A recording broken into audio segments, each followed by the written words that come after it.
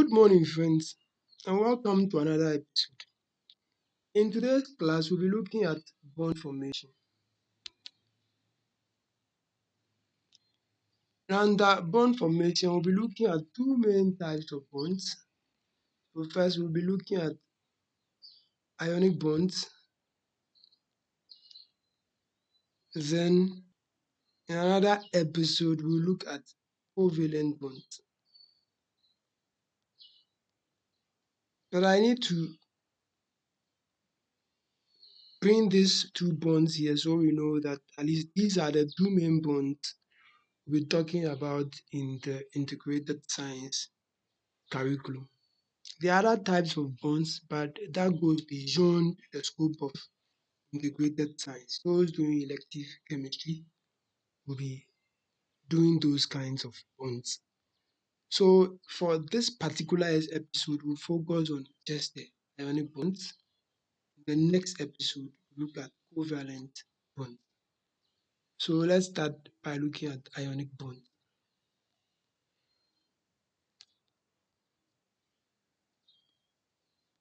Okay, so first we know how ions are formed.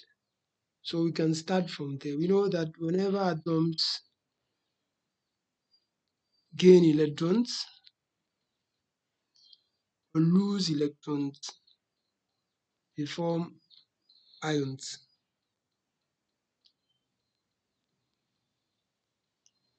When the atom gain electrons, they form anions, and when they lose electrons,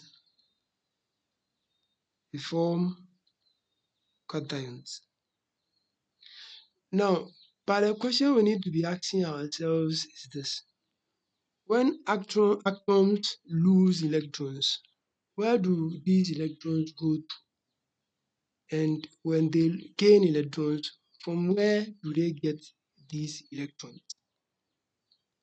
If we can understand where these electrons go to and from where they are coming, then it will be easier. That will solve about 50% of our understanding. It will help us understand what ionic bond formation. So let's look at this. So let's take an atom such as sodium. Sodium is having atomic number of 11. Then what it means that the electronic configuration of sodium will be 2, 8, and 1. So clearly, sodium, because it has one valence electron, what it means is that it would lose the valence electron of 1. So sodium, for it to form sodium cation, it has to lose 1 electron. So the question is, this electron, where does it go to? Does sodium just lose it into empty space, or does it go somewhere else? Now, remember that while sodium is losing electrons, there are actually some atoms that will be also seeking to gain electrons. Let's look at an example. Let's take chlorine. Chlorine has atomic number of 17. So its electronic configuration will be 2, 8, and 7. So it has valence electron of 7. So clearly here chlorine will form an anion.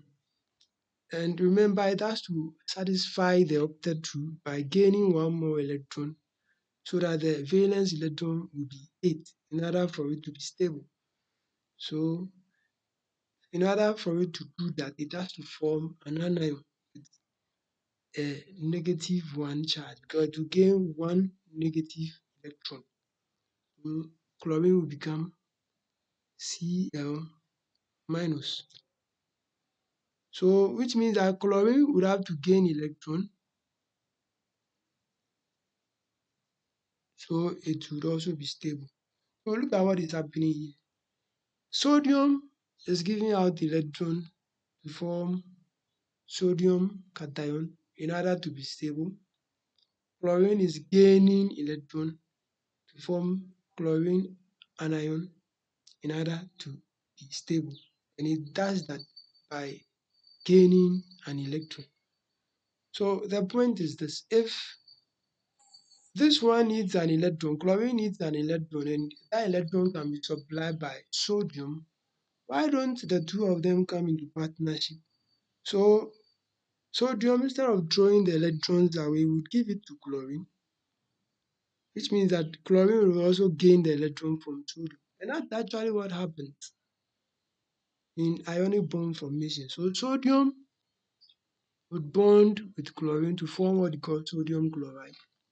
And in this sodium chloride compound or bond, what is happening is that sodium is transferring. So the important word here is transferring. It's transferring one electron to the chlorine because chlorine needs it. Sodium want to give it out to chlorine. So that's how ionic bonds are formed. One electron transfers its electron, sorry, one atom transfers its electron to another atom that would gain that electron. So remember ionic bond formation. Let's look at another example to explain ionic bond formation. So this time we are going to look at an ionic bond formation between calcium and sulfur. So let's take calcium and sulfur. Calcium has atomic number of I think 20, yes 20. Then sulfur has atomic number of 16. Electronic configuration of calcium will be 2, 8, 8, then 2. That of sulfur will be 2, 8, and 6. So look at what is happening here. Calcium has valence electron of 2, whilst sulfur has valence electron of 6. Now, because calcium has less than 5 electrons in its valence shell, what it means that calcium will have to lose 2 electrons. The electrons there are 2.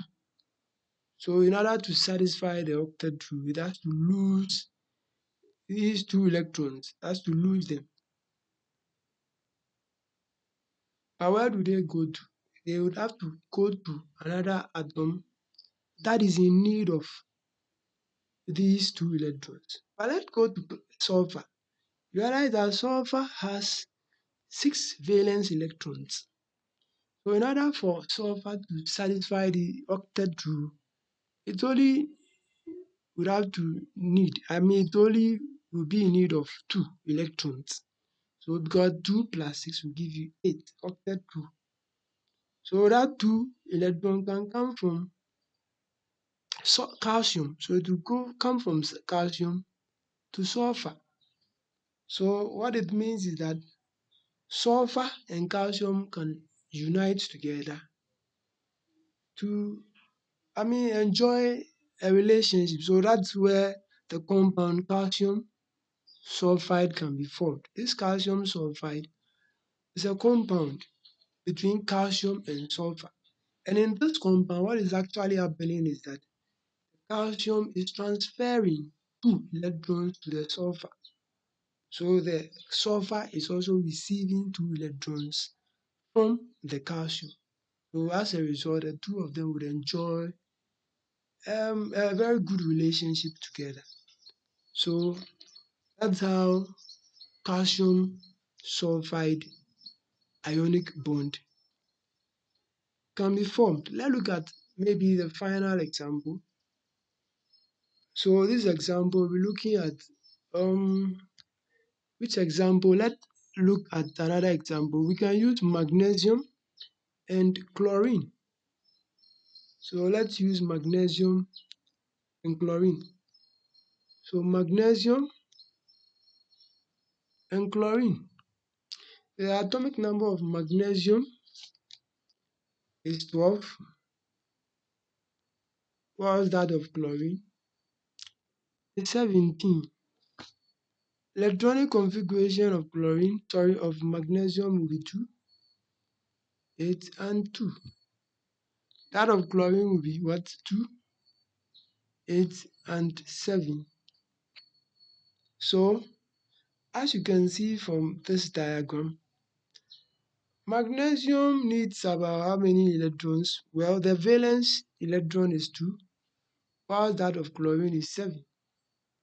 What it means that chlorine needs 2 electrons to satisfy the, sorry, 1 electron to satisfy the octet rule, while magnesium has 2 electrons in the valence shell. So this is less than 4 or less than 5, so you'd have to get rid of it. Whilst magnesium gets rid of the 2 electrons, where does this go to? Remember, this 2 electron, chlorine only needs 1 electron to satisfy the octet rule. So in order for chlorine to gain these 2 electrons, you need 2 atoms of the chlorine. So that the 2 electrons, one can go to the first chlorine and the other can go to the second chlorine. So that the first chlorine would have 8 and the second chlorine would also have 8. Remember, this chlorine needs only 1 electron as shown in the configuration. And this chlorine also needs 1 electron to satisfy the octet rule as shown in the same configuration. So you need 2 of the chlorines. So the 2 electrons that are coming from the magnesium, you split them into 2. One will be transferred to the first chlorine, and the second will go to the second chlorine. So you need 1 atom of magnesium combining with 2 atoms of the chlorine, as shown in this chemical formula. So that's it. So here, what is actually happening is that magnesium is transferring 2 of its atoms, electrons, to 2 atoms of chlorine. 1 is going to each of the chlorines. So that's another example of ionic bonding. And please, what you need to understand about ionic bonding is that it is usually it usually involves the transfer of electrons from one atom to the other. So one atom would always do the transfer of the electron, and the other atom would always gain the electron. The other important thing you need to remember about this ionic bond formation is that usually these bonds are formed between metals and non-metals. In all of the example, let's take this example for the magnesium and chlorine. You realize that magnesium is a metal, chlorine is a non-metal.